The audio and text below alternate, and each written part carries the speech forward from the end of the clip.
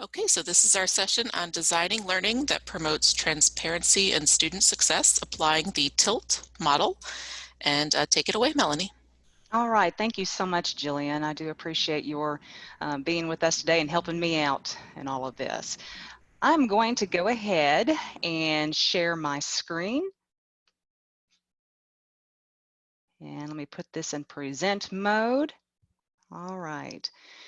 So I am Melanie Shamburger. I teach journalism at Murray State University in Murray, Kentucky. Murray is on the western side of the Commonwealth. And in fact, I am doing a virtual background. So if you can see, this is actually my office building right here. Wilson Hall is where I teach journalism and mass communication courses. I teach on the undergraduate level, and I teach also on the graduate level. And on the graduate level, much of our graduate work focuses on the public relations side of communication. So I am extremely honored to be able to share with you a model that has worked for me for the past year. And I think it's something that will work for you as well. Some faculty at my institution who learned about TILT, for all transparency, by the way, I did share this presentation at a Faculty Development Center workshop earlier in the spring semester when we had like a blitz week of faculty development. And some of the faculty who attended have already pretty much indicated to me that this works really well so far. And I'll share in those ways as to how it really works. Let me just tell you a little bit about me so that way you know how I came to be here today. Even though I teach journalism, I've taught journalism at Murray State since 2013. I am tenured. I earned tenure last year. In my journey in the past 6 to 7 years, even though I have a doctor of education, it's really more positioned me for the administrative side of academia. I have had adjunct teaching positions, and you know, I enjoy teaching. I enjoy being in the classroom, both face to face as well as online. But I really never understood, I guess, how to really teach effectively. And it wasn't until in 2016, actually, let me back that up. We have a faculty development center on our campus, and it's still in its infancy to some extent. It was formed about a year after I started at Murray State University, and when it was formed, it became my second home. When I learned about all the sessions that, just some little sessions about tweaking your various ways of how we do things, it really brought to life some things that I could just do immediately in my classroom. So I went to session after session after session, and then when the director left for another university, I was asked to take it on in the interim in the process of finding a new director. I was encouraged to apply, but I never did. I think at that time I was worried more about my tenure track status and how that would really translate. But I served about 3/4 of the year as an interim director of the Faculty Development Center. And then when our new director, Dr. Faith Watson, was hired, she really brought me into the world of instructional design. So she started at Murray State in 2017, and she slowly, you know, was realizing what the needs are for faculty and how the Faculty Development Center should operate. And then that fall of 2017, she initiated an online course design institute. About 8 of us, 8 faculty, enrolled in it, and I and another faculty member were the only 2 to fully complete it. But it was in that institute that I realized this stuff works. So I was really a big champion of instructional design. So much so that it led me to enroll in the spring of 2018 at the University of Kentucky in the online program, Instructional Systems Design. So I'm about a little more than halfway through the program. And then in doing so, Dr. Watson also brought in the idea that Murray State needs to belong to Quality Matters. We were not a Quality Matters institution up until about 3 or 4 years ago. So we are still new in that process in many ways. Even though she is the official coordinator on record, she's having to do a lot of other things as well. So we're still learning to educate our administration about Quality Matters. So we're still rather newbies at it, but I am really enjoying this journey. But when I became more aware of quality matters, then I decided, you know, I'm going to go for that teaching online certificate. So I am in the process. I started my 6th class on Wednesday. So I should, and then the 7th class, the final one, will be completed later in April. So I will have that certificate. And then also at the University of Kentucky, they also offer a certificate in distance education. So I am also, will be earning that in May. So there's a lot of great things, great possibilities. And also at my institution, I'm an online champion. Every college has a designated online champion. And I am that person when faculty in my college, which I'm in the College of Business, when they have questions about what are some best practices or things that they want to know more how to operate in Canvas, then I am their go-to person. So quality matters is a big part of my life. I enjoy it. It just makes sense. And, you know, I've been listening to all the sessions today as to, in some of the conversations have been, you know, how do we get more faculty on board and really believe in this stuff, because this stuff does work. In fact, in one session I was just in prior to this one, the presenter made the notion that when everything aligns, then you get rid of the noise, you get rid of all the busy work. And that is what has happened with me. Tilt has really extended that concept. So I'm really excited to share with you about this model. I will say it's not my original idea. I learned about this, and I will talk quite a bit about this as we move forward. Now, if we were in a face-to-face setting as originally planned, we would have done more hands-on. We can still do this. And as I go through it, I'm hoping that you will come up with some ideas as well. But think for a minute. Think about an experience or something that occurred. There was an outcome in which you were tasked to do something new or unfamiliar. That could be anything. It doesn't have to be professional or academic. It could be something personal, okay? So I'm going to kind of start, and that way maybe it will help you. And I'm going to go back into my journalism field. So prior to teaching, I was an education reporter and also worked in public relations at a university. So education has been a part of my professional life for a long time. But I remember when I was a journalist at a newspaper, small newspaper in West Kentucky, and I was really interested in wanting to know more about how to design a newspaper. My education as an undergraduate student, I didn't really go that route. I was more just interested in learning the skill and technique of being a reporter. So the whole page design and copy editing really wasn't something that interested me at that time, but it did at that point in my professional career. This is in the early 2000s. So I wanted to learn how to do that. So that's kind of where I'm going to kind of start with this story. So how did you complete that task? So in order to become a page designer, copy editors are more page designers today. They're not the true copy editors that they need to be, and I'm sure that they want to be. But in page design, I was taught by the copy desk chief at the newspaper in Quark, which is the software for this. She shared with me how to take this tool and use it on the page. So it was very much kind of a behavioral approach to this, okay? So that's how we completed the task. So I would say inside of about a month, I could put together a page, okay? Which came in handy for them, especially when they were pressed for time and they didn't have maybe enough people on the desk at that point. So I could always do a page. Was I successful? Well, I did get to put a page together. So in a way, yes, I was successful, but there's always that but, okay? So why was I successful?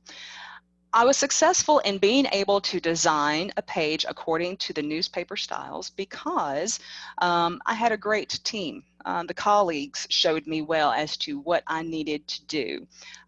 They were patient with me. They taught me as much as they could, but they were teaching me as we went. So it was more on the job. It was not like a separate session that I got to attend. It was just more or less, hey, Mel, I'm getting ready to put this page together. You want to come sit with me and watch how I do this, and I'll talk you through it. And I was like, sure. I was always wanting to learn, so I did. But what could have been done differently? Well, there were a lot of things that could have been done differently, and it was no fault of their own. But if we could rewind the clock and go back in time, I could have possibly maybe have suggested a workshop. That could have been possible. Maybe if I could really rewind the clock, I'd go back to my undergrad days and actually take a course more in page design. Okay, but those are things that was an experience that I had in being able to have an opportunity to evaluate that. I'm realizing there were a lot of things that could have been done differently had we've had all these other things possible. Okay, so taking that idea that you might have, okay, there were some opportunities there in my experience that they could have maybe made it more transparent. In other words, I did not understand exactly why we had to follow a certain style on that page. I had no idea about concepts dealing with page design. They were just showing me how the operation worked for that newspaper. But there was really no foundational principle involved. Okay, so some of you who teach students might realize that, wow, the faculty, we're experts in our field. We are the subject matter experts, and students look to faculty for that. However, what transparency means to you could be different from a student's point of view.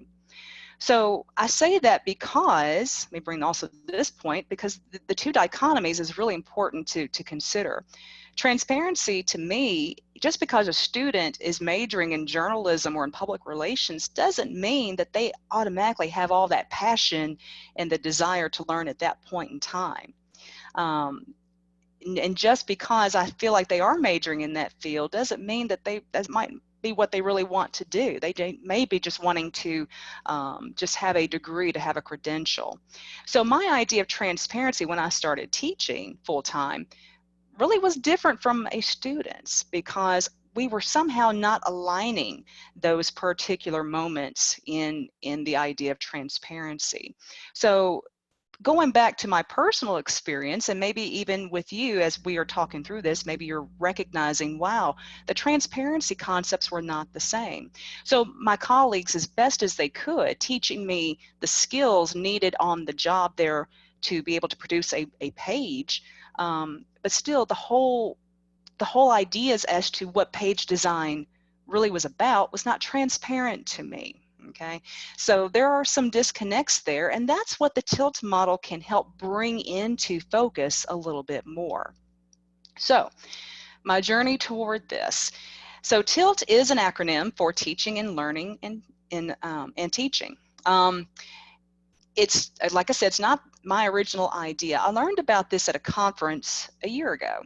At Eastern Kentucky University in Richmond, Kentucky. They have a conference every May, and unfortunately it's not going to be held face-to-face. They are doing a virtual format. In fact, I spent a full day a couple days ago reviewing proposals, and some really exciting stuff proposed for this conference as well.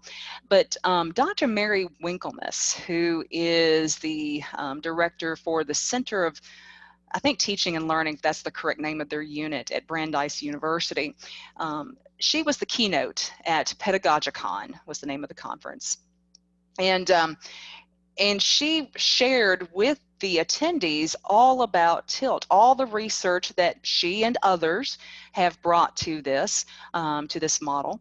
And we went through, and she really did a good job of just sharing all the research about how when we make things transparent, how it really helps with retention rates, how it helps with student success rates, and how all those rates really boil down to the classroom, okay, to the whole design of the assignments and assessments and the learning activities for students.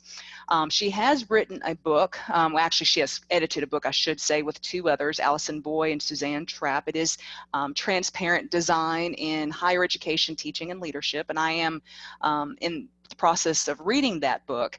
And I'm also working on some faculty development sessions this fall that will continue more in depth with this TILT model. But as she was sharing this with us, and then we actually did a breakout activity in which we had to take an assignment that was how it was originally, and we had to create it into a more transparent, to make it more transparent for the student. it was like, to me, other than quality matters with the standards, but it was almost the best thing since sliced bread. And it didn't take me until several months later to realize this is in a lot of ways an extension of some of the ideals in the quality matters, because really that's what we're trying to do. We're trying to design our work so that way it is transparent to the student. So what I did after that conference, I immediately applied it. I was teaching an online course that summer, and even though I only had one student in the course, and it was one of the courses I've taught before, so it wasn't like a whole lot of prep work, but I did go back and I revised those assignments.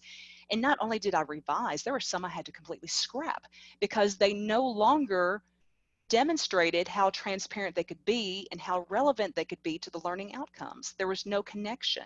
So it really opened my eyes to understanding more about this model. And when the student, even though that one student, he was an exceptional student anyway, but he did kind of indicate, wow, I liked how you laid out the assignments. And he's had me previously prior to that course, so he saw a difference. And so that fall, I taught an online course in news writing, which is the basic, the very fundamental course that journalism majors take first in the curriculum. Again, all of my assignments went through a revision based on this model. So it's really done well. And I'll talk about some of the ways that it has, both I think for the students as well as for me as the instructor.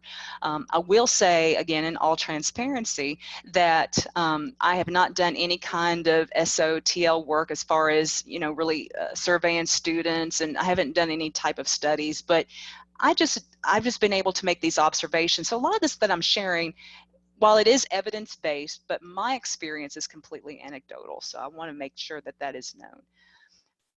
And I continue to use TILT in all of the courses that I do. So I've been saying TILT an awful lot, and you're probably thinking, gosh, what is TILT? Well, let's kind of get with it here. So again, transparency in learning and teaching. You've heard of how some courses might be flipped, and maybe you do practice a flip model. I've tried it. It didn't really work well for me, but that was all prior to Quality Matters and definitely prior to TILT. So if I were to go back and flip, I think I could do it better this time. But maybe if you're not ready for a flipped, or maybe flip is not something that you really would suggest, or you just don't want to do, maybe TILT instead. So transparency in learning and teaching, it is a small teaching approach. That's all it is. It's just making some tweaks to what you already do that's going to enhance student learning. Basically what we're doing, we are explaining to students, and you're probably thinking maybe an oversimplification, and it might be, but it's probably the best thing to do since we are in the online platform, but why they are going to do a certain activity. So why are they performing this assessment? Why are they having to do this project? In many ways, students see a lot of the work that we might assign or that we might have them do maybe as busy work, but maybe even that busy work can be tweaked so that way transparency is more involved, and they'll be able to see the relevancy in completing those particular learning activities and assignments. TILT is based on 3 elements: purpose, task, and criteria. We're going to go into depth with each one of these, but just know for right now, all 3 of these, when they align, they demonstrate relevancy to the student.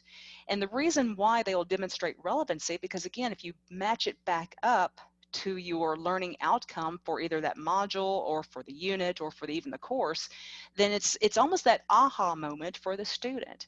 And that student will be able to see how maybe significant that particular activity or assessment will be, and thus perhaps maybe even perform better than students in previous courses that you might have taught that assignment and use that assignment in that course.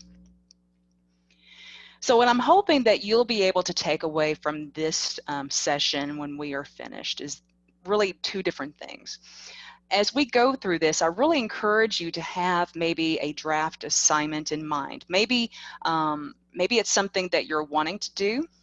It could also be an assignment that you have done before and it has flopped for whatever reason. Maybe it's just something that you know is important, but for some reason it's not being conveyed well to others. So maybe being able to tilt in a particular assignment in that course. And then later on, I have to admit, I will encourage you to do tilt at least one assignment, but I will say this: when you start doing it for one and then for another, you start really getting into the repetition of using tilt, and I think that's great. I use tilt now on everything that I assign, and I think both my face-to-face and my online courses. So I mean, I just do it, and I think it's really important how it has become part of my, I guess, behaviorally my instruction. I don't know anything else really, so it really helps me. And again, I'm going to go through as to how that really helps the instructor more. So those are the two big objectives that I'm really hoping you'll take away after this session. I do have an example that I use, so that way we can walk through it. I have an example both that how I do it, and then also we'll do a little practice activity. I'll walk you through it a little bit, but it's an example as to another assignment that was pre-tilt. It's not one of my assignments. It's actually from a handout that I did receive at a conference about it. And then some other resources as well that I think will be helpful to you as you go on your tilting journey. So I want you to also see how tilt really aligns with our instructional design principles. This is from last year's National Standards for Quality Online Teaching, and the standard that really applies to instructional design. But most particularly on H6, in which the online instructor is able to select and organize and create appropriate assignments and assessments. So that way they align the content with all of your learning goals, objectives. So I think tilt will do that, and it does do that, because again, you're demonstrating that relevancy for the student, and your relevancy is going to be determined based on really that learning outcome, what it is you're wanting students to do by the end of that module or that course. Now, taking it further, how does it apply to Quality Matters? Well, on the rubric for higher education, we do have the standard in which we're talking about learning activities and learner interaction. Particularly how the learning activities promote the achievement of the stated learning objectives or competencies. Tilt can do that. And then also providing opportunities for interaction that support active learning. So the more involved that students can see that how their work now is more relevant because your assignment or your direction was more transparent. They'll be able to see those. It almost helps with the scaffolding. Once they can see the principles put into motion, and then over time, then they'll see how everything really aligned to get to where you want them to be in that course. So the benefits of tilt, a lot of this is based on the research that's already been done, but it does make that learning process explicit. It tells a student why I want you to do this, why it's necessary, why it's going to be relevant to you, helpful to you. Okay, we probably say this a lot definitely in our face-to-face courses, but again with online, we've got some barriers to overcome, and tilt can help you to overcome those barriers because it's tilting. So it just makes the process to actually move forward a little easier.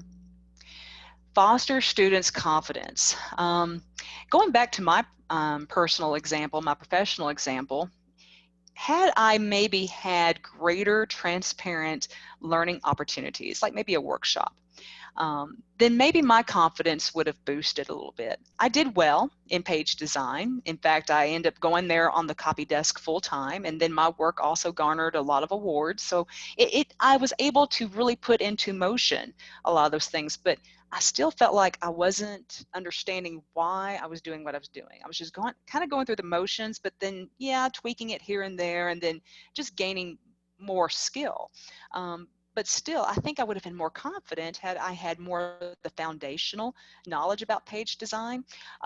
Likewise, in my classroom, students will gain more confidence if they're able to see, again, the purpose of what we're doing, and how it builds on top of the content that we just studied, then they'll be able to follow the instructions a lot better, the task, and then they'll know really what to expect by the end of that particular assessment instrument. Enhancing student success. We definitely want our students to succeed. And if they know that they can complete a certain assessment based on a TILT model, then they'll be able to know that they can really progress through your course a lot more effectively. Boost student retention rates. Again, if students succeed in the classroom, and if we provide those if we provide that kind of climate in the online atmosphere in order to help them succeed in the classroom, then they're going to stay. They're going to feel confident. And so they'll be able to progress in their educational journey. And then here's maybe a selfish reason for the instructor, but I have to admit, it caused me to think more intentionally about the activities that I was giving. I think many times we feel that if students were to connect with the content more, that we feel like we just throw any assignment out there to be able to get them to think more about the content. Well, that's where the busy work really comes into play, and that's not what we want. We want our assignments to be meaningful, to be relevant, to be helpful for students. So my instruction really became then more intentional, and not just for the online, but also in my face-to-face. I think it was in this morning's, I think when Melody talked in the keynote this morning about how, it's either in the keynote or maybe it was the breakout session, I can't remember, but I remember hearing about how faculty have indicated when they know about quality matters and when they know about some of these principles involved, they realize everything's more intentional.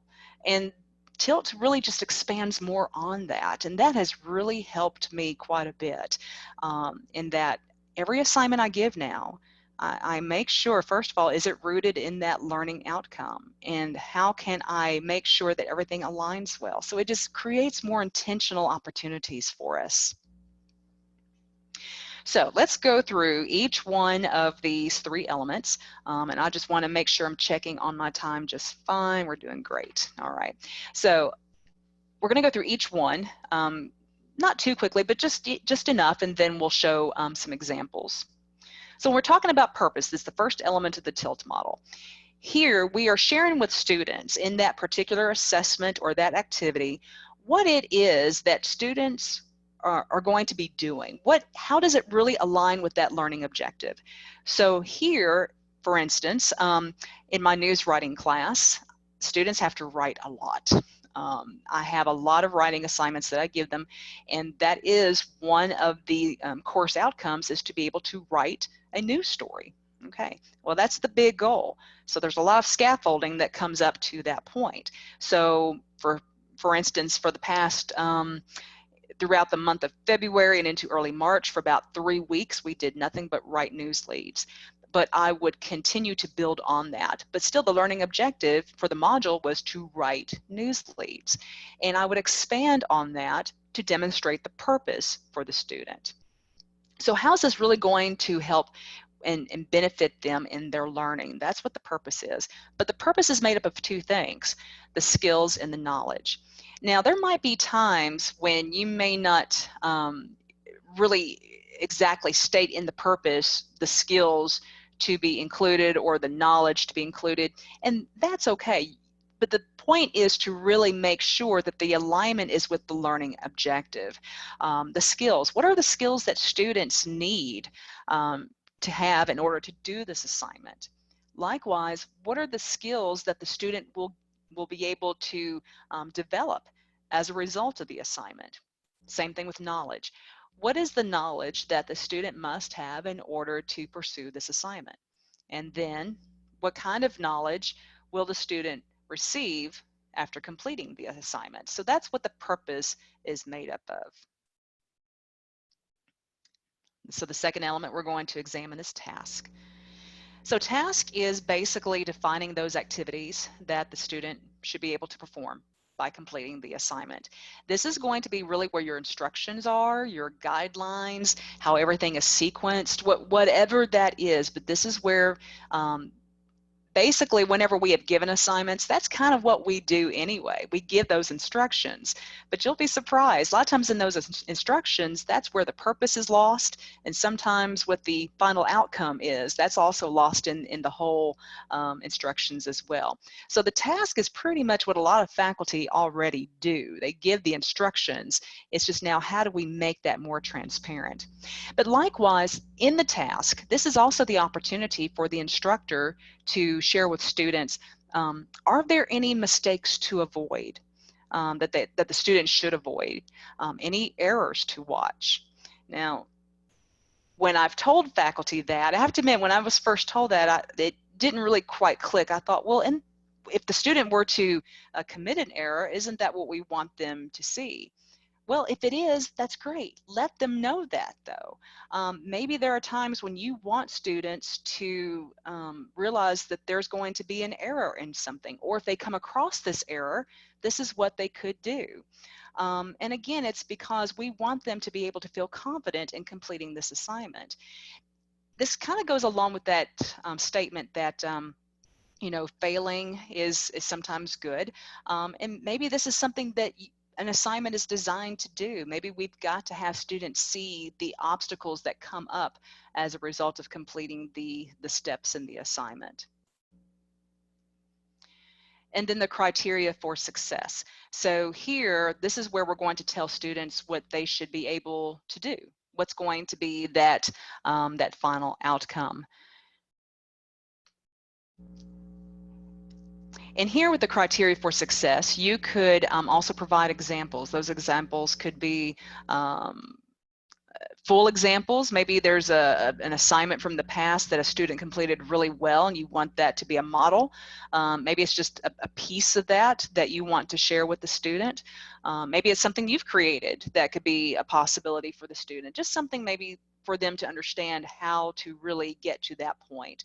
Really, what is the desired characteristics in completing this work, and how does that look in the real world practice? This could also be an opportunity for you to discuss how excellent work might differ from adequate work. So again, by providing examples. You also might want to indicate whether a rubric is going to be used. And if so, that's up to you to decide if you want to share the rubric. There's pros and cons to that. But if no rubric, then maybe a checklist. Maybe that could be a possibility as well. And then that's that fourth bullet right there that I just mentioned.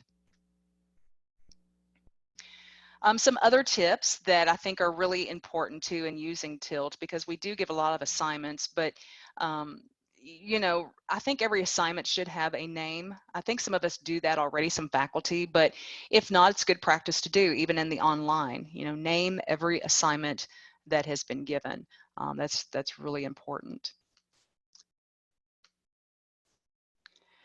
And again, and I'm probably preaching to the choir on this, but I just feel like it's really important to continue that. But the learning objectives really are the guide in how we design assessments, because it's all about alignment. TILT just extends that even further for us by providing those three key elements: the purpose, the task, and then the criteria. So here is an example of my application of using TILT. This is my online graduate course in strategic communication. And one of the assignments that I want students to be able to do, because one of the course outcomes is that they have to earn two certifications, two social media certifications, because that's really important in the field of public relations and Stratcom. So I would have them do this particular practice assignment. This practice assignment, and I'm not going to read it verbatim, but you can see the purpose. The purpose is clear to them. It is designed for them to explore the certifications that are available and to record their findings. I want them to see what's available and to assess. Basically, that's what they're doing in this assignment.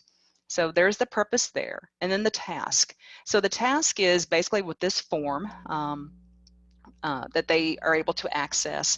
It's a spreadsheet, really.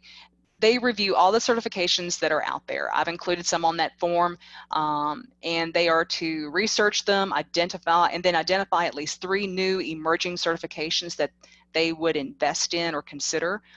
And then really what I want them to do by the end is to be able to have more knowledge about all these certifications, because this is going to help them in selecting two to complete for the next phase of this assignment, which is more in the application part of it.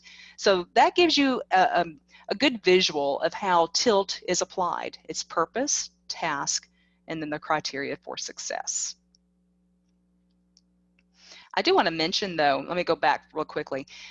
Even though I've applied the TILT, I still go back and I tweak these things, because I even realized that I didn't really maybe make the skill in the purpose as transparent as it could be. So this is always still a work in progress for me. But again, it helps you to think more intentionally about the assessments you are giving. And it's okay if you don't do it fully the first time. I think at least just putting it in those formats is really useful for students. So if we were face-to-face, if we were in good California, then we would be doing this practice assignment. But I'm going to walk you through it instead, so that way, if this is something that really interests you, you have the handout in that link that was provided, and perhaps I encourage you to do a faculty development session. You try it first in your assessments, and then see how it works for you, and then share it with your faculty. So this is an example of a less transparent assignment. This is actually, and from what I was told, this was an assignment actually given in a class. And after you're receiving it, think about put yourself as the student in this case. So start at the top. You select a professional in your prospective academic discipline and/or career field that is considered an expert in an area in which you are interested. I have to admit, I don't know what I just read to you. It's not clear. I know I have to select a professional, but why am I doing this? The other thing too, there's no title to this assignment. I don't even know what this assignment really is about. I mean, we go, when we purchase books or when we're looking for books, we go by a title, don't we? We look at a title to see if it's going to grab our attention and interest us. We kind of get an idea maybe. Well, I have no idea what this assignment is about. So select a professional, and then it goes on. I'm not going to read it step by step. But then it kind of gives me, now I have to secure an interview with that professional. Oh, okay, so now I understand I'm doing an interview. All right, but still, why am I doing this? The next step in this is prepare questions. Okay, I still don't know why I'm doing this. And then I conduct the interview. I still don't know why I'm doing this. And then I prepare a typed transcript. Great, I'm doing an interview with a professional in a prospective career that I'm interested in. So, but really, why am I doing this? What's the relevancy of this assignment to the real world experience here? And then I'm going to be writing a paper. So I'm really still not understanding why the purpose, what the purpose of this assignment is.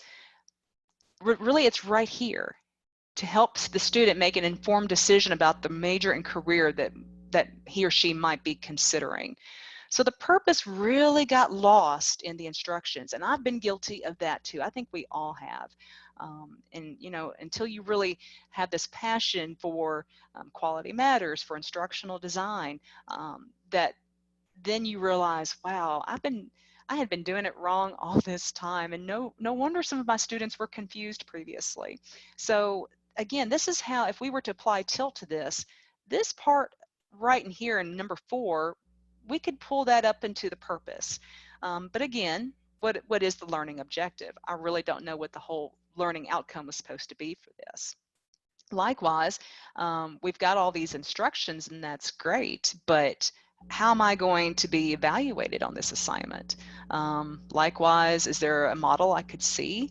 In addition, how is this going to help me maybe for the next assignment? Okay, so again, it's those things that once we can take this assignment, this is a good assignment. I mean, the whole, I think the assignment itself would be good, but how we make it transparent to the student, so that way there's more of a buy-in to really want to complete this assignment. So going full tilt. So I hope you've been able so far to maybe think about maybe a course in which to apply TILT. Those of you who might be instructional designers who might be attending this, maybe you're thinking about a faculty member you might work with. Maybe there was a course that there were some assignments that could be made better. could be improved with this. So hopefully you've been kind of thinking about those things. And definitely, you know, what activity that you have them do already that you think is good, but for some reason it just hasn't been as effective as it could be. Okay, so maybe that's the opportunity to apply tilt. And that's what I would really challenge you to do, is now design that assignment or activity using the tilt method.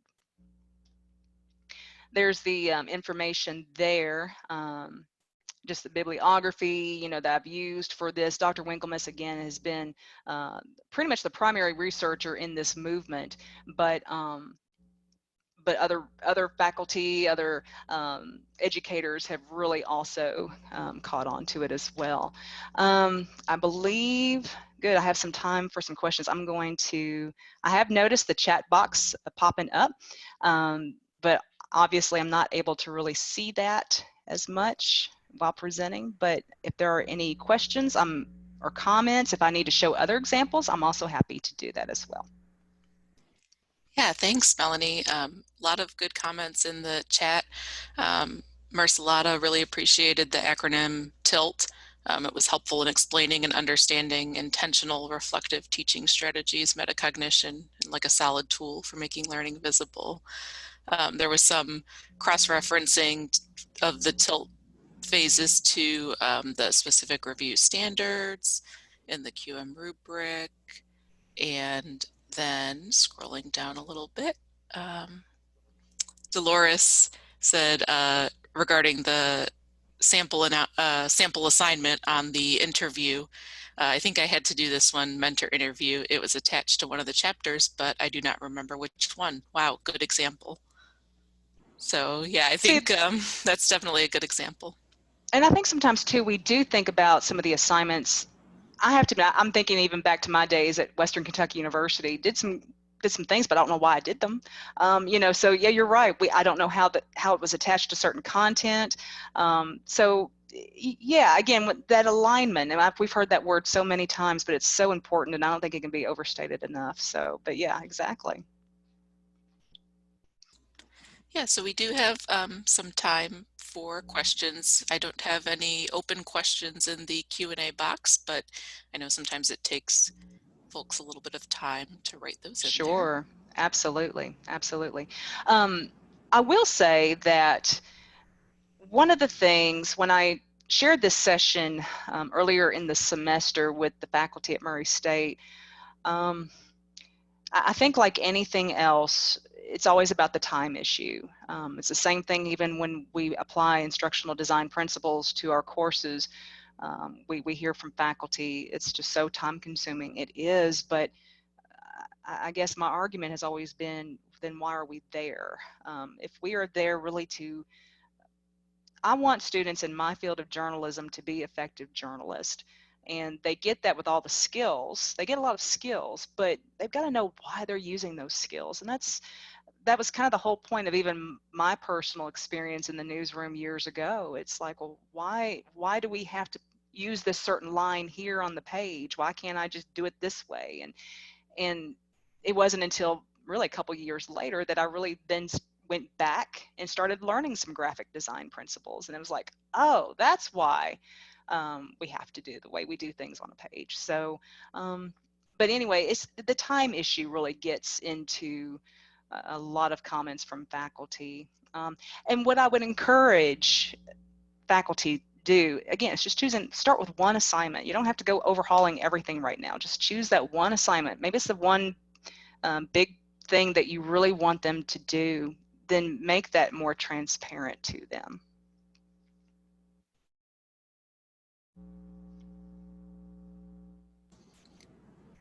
I missed one thing in the chat. JJ mentioned criteria referenced instruction with tasks, conditions, and standards. So I don't see any more questions coming in. So I'm going to go ahead and stop the recording. Excellent. But we will be here for a few more moments. Yes, absolutely.